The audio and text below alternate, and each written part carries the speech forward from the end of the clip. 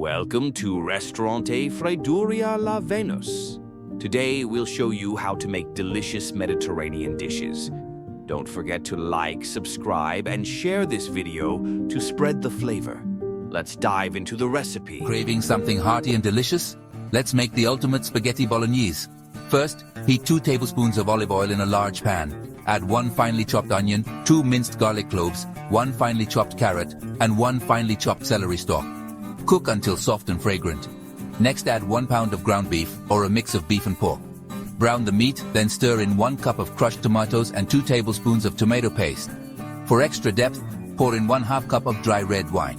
Season with 1 teaspoon each of dried oregano and basil and toss in a bay leaf. Simmer for 30 minutes. Meanwhile, cook 12 ounces of spaghetti in salted boiling water until al dente.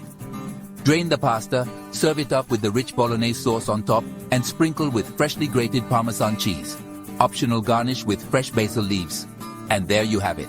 Classic spaghetti bolognese, ready to impress. Enjoy.